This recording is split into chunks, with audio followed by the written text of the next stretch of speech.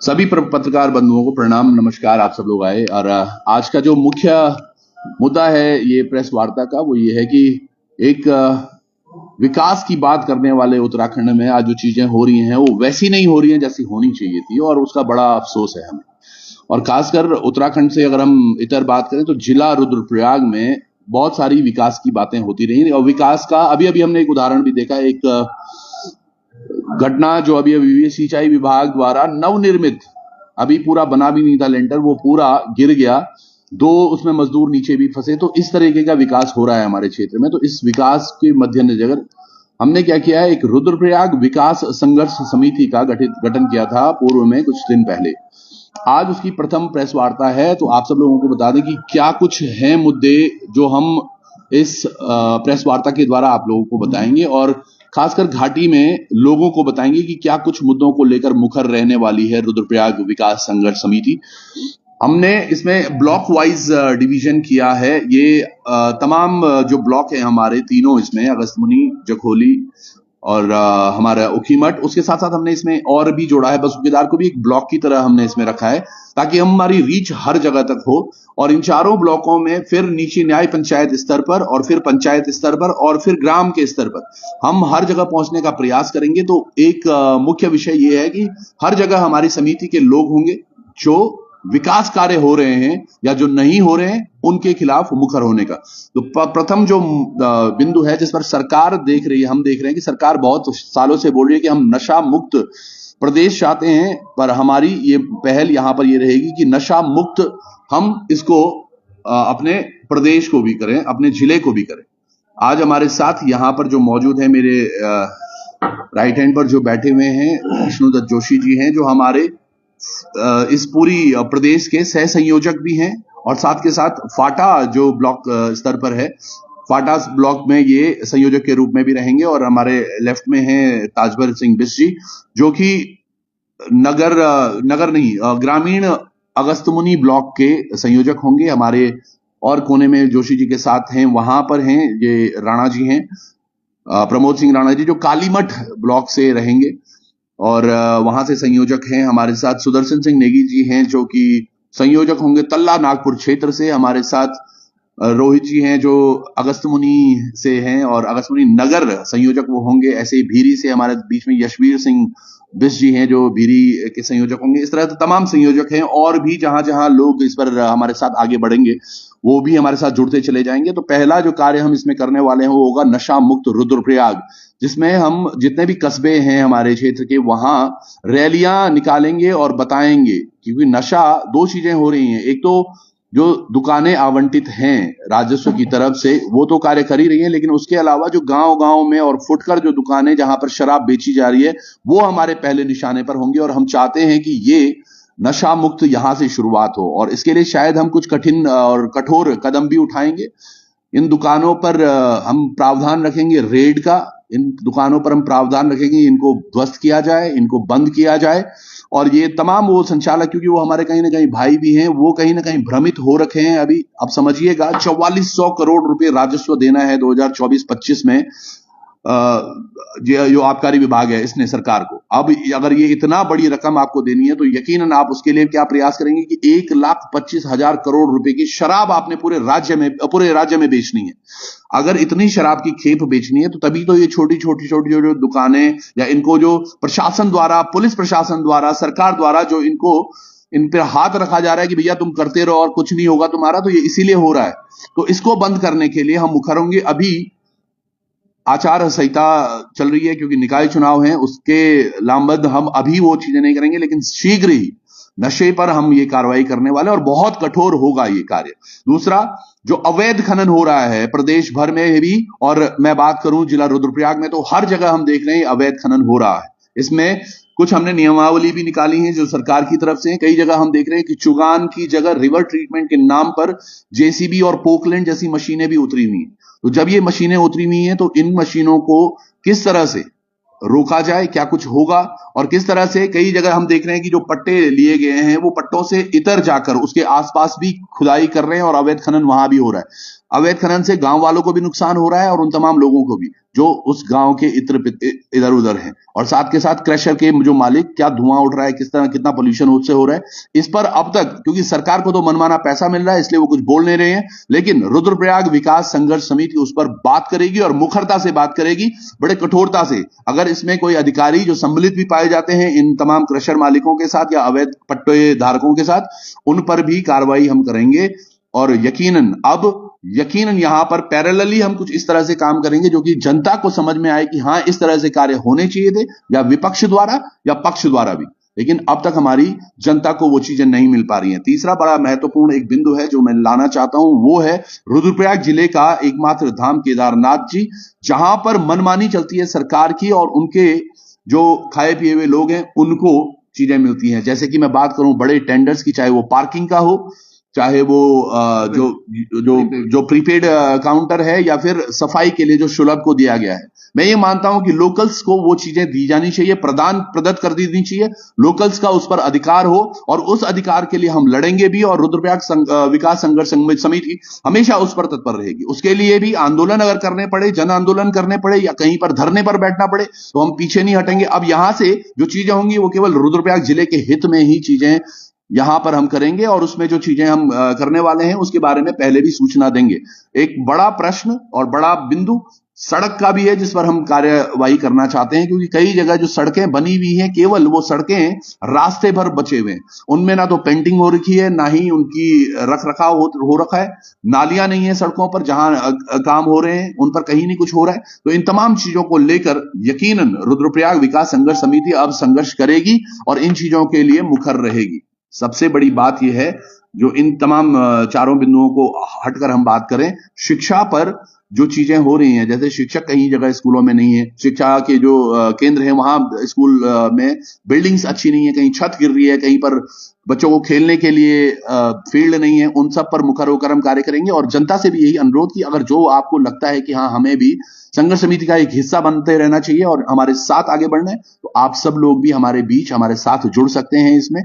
जहां जहां से हम चाहते हैं कि पूरा पैरेलली कम से कम हर गांव में 10, 15, 20, 25, 30 लोग हों जो रुद्रप्रयाग विकास संघर्ष समिति के साथ चलें, और हम आपके गांव में भी वो चीजें प्रमुखता से रखेंगे। क्योंकि कई जगह मनरेगा के जो काम हो रहे हैं, या जो गांव में जो वित्त के द्वारा काम हो रहे हैं, या अन्य किसी मद के द्वारा काम हो रहे हैं, उन कामों पर भी अंकुश लग रहा है, चाहे वो प्रधान लेवल पर हो, जिला पंचायत स्तर पर हो, या विधानसभा के स्तर पर हो। कहीं ना कहीं अगर उनमें कुछ चूक हो रही है विभाग द्वारा भी, तो उनके बारे में बात करने के लिए आप जरूर रुद्रप्रयाग विकास संघर्ष समिति के साथ आगे चलेंगे, और हम मुखरता से उन बातों को रखेंगे और यहां से बिल्कुल कार्य करते जाएंगे। एक बड़ी पहल इसमें एक और चीज है जो मैं रखना भी चाहता हूं, हमारे भाई लोग इस पर बात करना चाहते थे कि एक हाईकोर्ट ने पिछली वर्ष, जो चाहे वो चोपता में हो या केदारनाथ मार्ग पर जितनी भी दुकानें जो ध्वस्त की गई या कुछ को ऐसे रखा गया है, लेकिन नोटिस उनको दिया गया है, तो हमारा एक प्लान ये भी है कि हम यात्रा से पहले सुप्रीम कोर्ट जाएंगे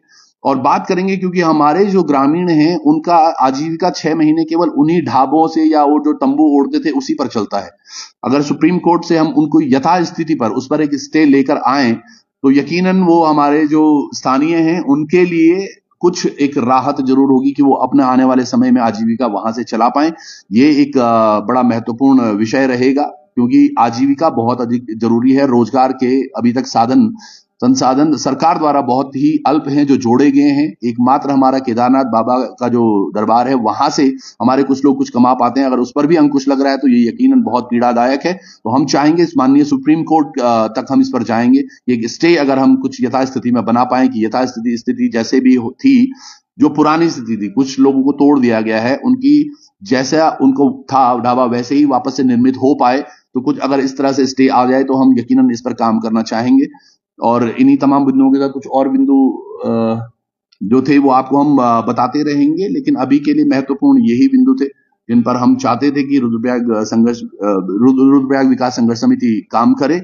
और साथ के साथ जो नवनिर्मित जो यहाँ के अभी हमारे दोनों विधानसभाओं में विधायक हैं, चाहे वो रुद्रप्रयाग में हैं, हम अभी तो रुद्रप्रयाग के जो विधायक हैं भरत सिंह चौधरी जी, या फिर आशा नौटियाल जी जो केदारनाथ से हैं, तो आप सब लोग भी अब काम करना शुरू कर दें, क्योंकि अभी केदारनाथ विधानसभा उपचुनाव के दौरान जो घोषणाएं हुई हैं 600 करोड़ रुपए की, तो ये धामी जी को भी हम बता देना चाहते हैं कि अब उन जो घोषणाएं की हैं वो कोरी ना जाएं, उन पर आप कार्रवाई करना शुरू कर दें और जो जो चीजें आपने बोली हैं वो आप पूरी करें। ये हमारी कार्यशैली रहेगी अभी तक।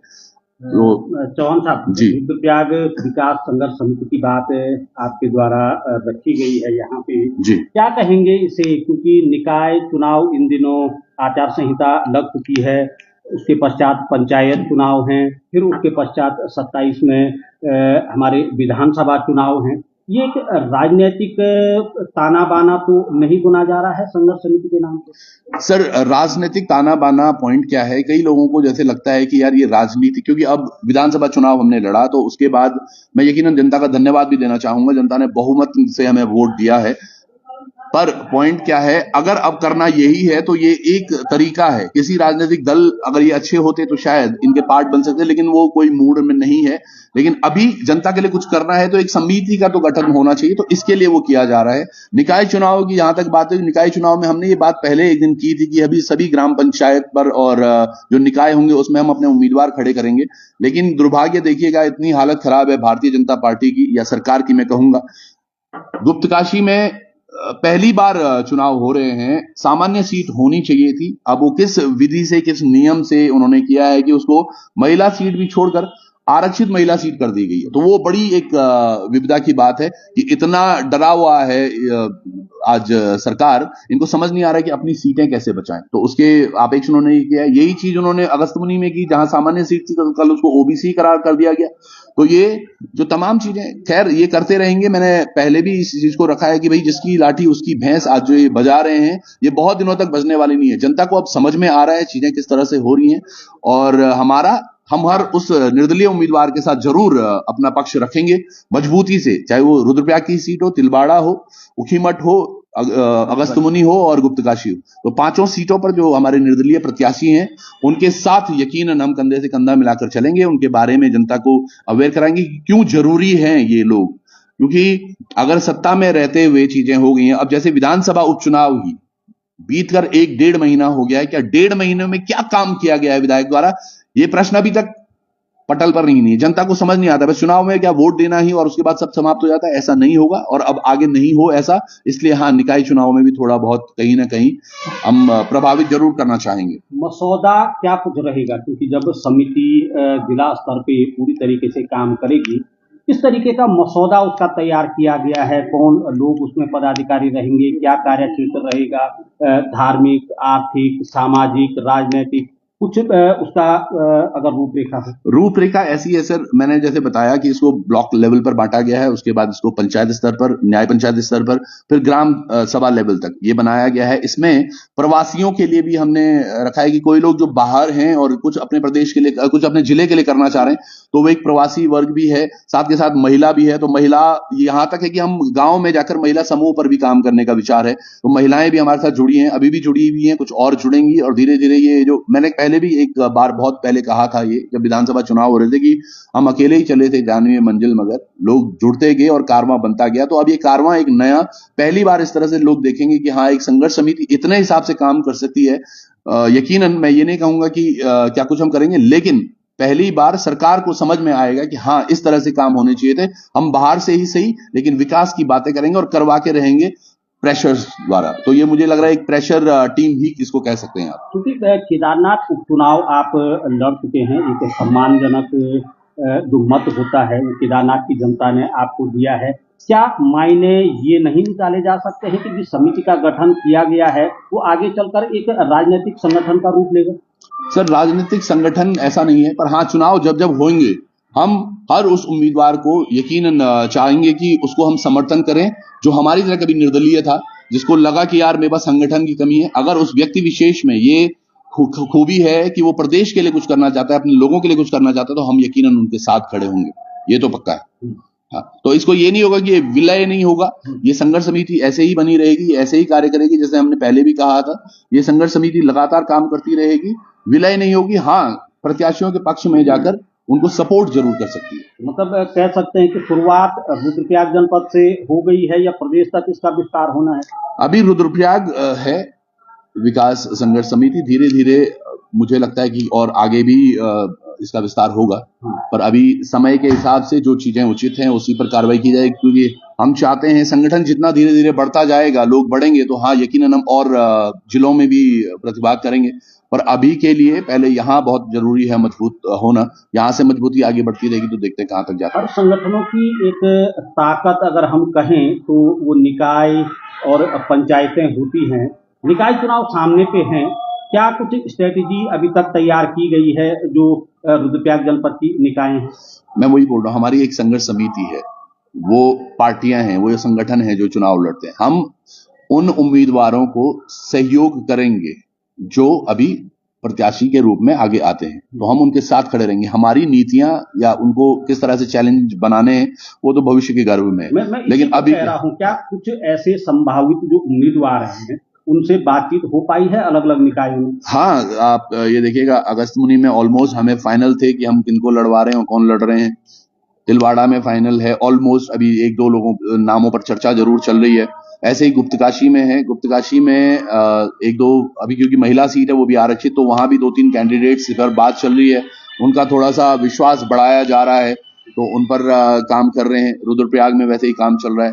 उखीमठ में महिला सीट है तो वहां पर वो चीजें चल रही हैं। तो हर जगह दो चार उम्मीदवार हैं जिन पर अब बस फाइनल मोहर हमने लगाने की, हाँ ठीक है आप आगे बढ़िए और हम आपके साथ हैं।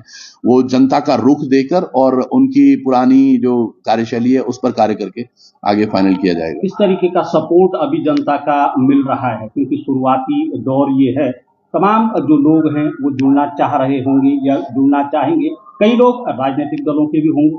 बिल्कुल हैं, राजनीतिक दलों से भी लोग जुड़ रहे हैं, क्योंकि ये संघर्ष समिति है जो विकास के लिए बात करते हैं, और राजनीतिक दलों में भी ऐसे कई महानुभाव हैं जो यकीनन काम करना चाहते थे या कर रहे हैं।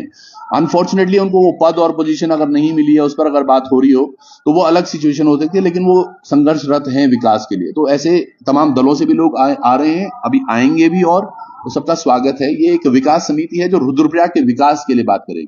केदारनाथ को लेकर के आपने अभी जिक्र किया है, क्योंकि प्रदेश सरकार की अगर हम बात करें या जिला प्रशासन की बात करें, 2025 की यात्रा को लेकर के जनवरी माह से ही तैयारियों में जुटने का ऐलान किया गया है।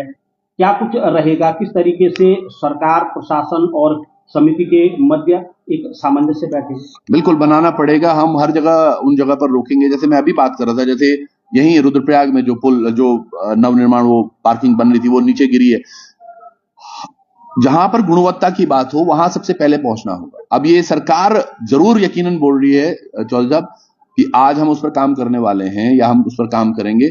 आज अगर काम करने वाले होते ये तो यकीनन अभी तक काम शुरू कर चुके होते। मुनकट्टिया में 31 जुलाई को फ्लड आया था, वो सड़क वहां पर बही थी, और आज देखिएगा जुलाई चला गया, अगस्त चला गया, सितंबर चला गया, अक्टूबर चला गया, नवंबर चला गया, दिसंबर चला गया। 6 महीने गिन रहा हूं मैं अंगुलियों पर। वहां पर जो काम हुआ है वो सरकार भी देख रही है और आम जनता भी देख रही है। तो इन्होंने ये धोखा या जो ये परोस रहे हैं आम जनता को, ये जनता को समझ में आएगा, आ रहा होगा।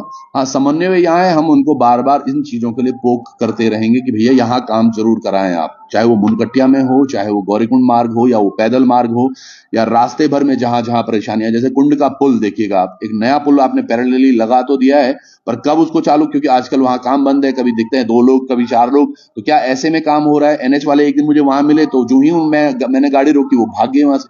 तो इस तरह से काम होगा तो फिर कैसे होगा? आज जो ये सिंचाई का जो ये लेंटर गिरा है अभी जो पार्किंग वाला, क्या सिंचाई विभाग को इसके लिए प्रश्न पूछा जाएगा? पूछने वाले कौन होंगे? हम लगातार इस मामले पे जाएंगे। अब ठेकेदार कौन है, क्या इनको अभी तक पेमेंट्स हुई हैं, कितने का ये ठेका हुआ था, और अगर ये ठेका हुआ तो क्या इस तरह से आप समझिएगा, जहां पर अगर एई और जेई ढंग के होते आज सिंचाई विभाग के वहां पर, तो क्या उनको दिखता नहीं कि जो ये शटरिंग कर रहे हैं, नॉर्मल आप अगर घर की छतें भी कर रहे हैं तो आज घर की छतों में भी लोग अब स्टील की जो प्लेट्स हैं वो लगाने लगे हैं, और ये मतलब एक कमर्शियल प्रोजेक्ट जिस पर आप लकड़ी की शटरिंग लगा रहे हैं, वो भी 6 mm की प्लाई से। तो ये गुणवत्ता कौन देखने वाला है? मतलब शटरिंग वाले की गलती बोले अब एई जेई, क्योंकि एई जेई की गलती है जो पहले देख रहा है, लेकिन कहीं ना कहीं ठेकेदार ने 2 रुपए बचाने के लिए वो काम किया है। तो इन सब पर जांच होगी क्या, ये बड़ा प्रश्न है। यहां जांचें नहीं होती हैं, हम मुखर होकर वो जांचें भी करवाएंगे, उस बारे में प्रश्न भी पूछेंगे, तमाम चीजों पर। अभी आज सुबह हम अगस्त्यमुनि में मिले। अगस्त्यमुनि में वो पूरे जो एक अच्छा खेल मैदान होता था, अगस्त्यमुनि के गांव के लोगों का वो अपना पर्सनल मैदान है, उसमें आपने अब खेल मैदान, पता नहीं वो पहले तो राज्य सरकार को कहीं ना कहीं सौंपा तो होगा, अब आप उसमें बनाने वाले हो एक जो आप उसमें बात कर रहे हैं कि हम एक सिंथेटिक यहां पर एक ट्रैक बनाने वाले हैं दौड़ने के लिए। सर मैं आपको बता दूं, क्योंकि हमने ये पत्रकारिता के दौर में ही देखा है, देहरादून में रायपुर स्टेडियम के अंदर ये सिंथेटिक जो ट्रैक बना हुआ है, इसमें करोड़ों रुपए खर्च हो रखे हैं। रेखा आर्य जो खेल मंत्री हैं, उनके सामने की ये बात है, वो टर्फ एक साल के अंदर वो खराब हो गई। इतने सारे पैसे खराब हुए, फिर उसमें दूसरा बजट लाया गया, तो ये बजट खाने के लिए सिंथेटिक ट्रैक बना रहे होते। मुझे लगता है अगर जितने पैसे में वो ट्रैक बना रहे हैं, उस स्टेडियम को ही अच्छे से बना देते, वो युवाओं को खेलने लायक भी होगा। अब जब बीचों बीच में सिंथेटिक बन जाएगा, वहां क्रिकेट के मैच नहीं हो पाएंगे, वहां फुटबॉल नहीं युवा खेल पाएंगे, वहां अलग चीजें नहीं हो पाएंगी, उस पर कौन देखेगा? तो यानी कि केवल अपनी मनमर्जी के लिए, और हम देखेंगे भी कि वहां कौन ठेकेदार काम कर रहा है, कितने रुपए में वो टेंडर हुआ है, उस पर क्या कार्रवाई हो रही है, क्योंकि सिंथेटिक टर्फ बनती है तो उसके अपने एक नियमावली होती है। क्या उन नियमावलियों को लेकर, क्या उन नियमों को लेकर चीजें बन रही है? मैंने एक दो वीडियोस भी आज कवर किए हैं, उसमें हम देखना चाहेंगे कि क्या कुछ है जो जनता के से छुपाया जा रहा है, और ये तमाम जो चीजें हो रही हैं अलग अलग जगह, सब पर नजर रहेगी। तो एक आखिरी सवाल मेरा है, अभी तमाम निर्माण कार्यों की हम लोग बातचीत कर रहे हैं, केदारनाथ धाम की अगर हम बात करें, एक ऐतिहासिक धरोहर वहां पे मौजूद है, तमाम सिक्योरिटी वहां पे मौजूद है, और एक बड़ी चूक हो जाती है जिसका कि वीडियो भी वायरल होता है भैरवनाथ जी के मंदिर को लेकर के, क्या कहेंगे, किस तरीके की सुरक्षा है? सुरक्षा मैं बता तो रहा हूं सर, ढकोसला है इस प्रदेश में जो चल रहा है, वो ढकोसला है। ये सबसे विफल सरकार है धामी सरकार है। मैं नाम से इसलिए बोल रहा हूं क्योंकि भाजपा की सरकारें पहले रही हैं, पर सबसे विफल। और मैं कहूंगा जो कार्य ये कर रहे हैं, केवल यहां भ्रष्टाचार हो रहा है, यहां खनन माफियाओं का दौर चल रहा है, यहां शराब माफियाओं का दौर चल रहा है, यहां जमीन फरोख्त करने वालों का दौर चल रहा है। हम यहां मांग रहे हैं कि भैया भू कानून और मूल निवास चाहिए, ये पकड़ा दे रहे हैं यूसीसी। अब ये बता रहे हैं कि जनवरी से यूसीसी भी चालू करेंगे, चलिए कीजिएगा, पर मूल निवास भू कानून पर कौन बात करने वाला? उस पर आपने बोला एक ड्राफ्ट हम बनाएंगे और हम जल्द ही मूल निवास, ये पोस्टरों पर दिखाने के लिए उसका ड्राफ्ट बनना चाहिए था। कौन से नियम आप लाने वाले हैं उसमें मूल निवास भू कानून में, उसकी बात होनी चाहिए। वो संघर्ष समिति इतने समय से संघर्ष कर रही है, वो तो केवल आप राजनीतिक माया मोह को देकर ये बोल रहे हैं कि भैया अब हम ये काम नहीं करेंगे या अब हम ये काम करने वाले। आज जनता को समझना होगा, अगर इतनी अच्छी व्यवस्थाएं केदारनाथ धाम में रखते ये, आज वहां पर दो कंपनियां काम कर रही हैं, गावर कर रही है, एक और कर रही है, 3-4 वहां क्रशर लगे हुए हैं, वो तमाम मजदूर वहां हैं, वो मजदूर कहां के हैं, क्या है, उनकी सत्यापन की क्या व्यवस्था है वो पता नहीं। अच्छा, अब वहां ऊपर जो जाके आदमी, मैं यकीनन मानता हूं ये बात, जो बाबा केदार में आस्था रखता है, जो हमारी देवभूमि में आस्था रखता है, जो हमारे इतर देवों पर या जो हमारे सभी देवताओं पर आस्था रखता है, वो जूता लेकर कभी भी मंदिर प्रांगण में नहीं जाएगा। तो वहां विधर्म के लोग कुछ ऐसे बैठे हुए हैं शायद, जो इस तरह से कृत्य कर रहे हैं, और उनकी सुरक्षा के लिए अभी तक क्या हो रहा है, इतने दिन हो गए हैं, उस पर कोई काम नहीं हुआ है, तो ये भी बड़ा प्रश्न है। चलिए।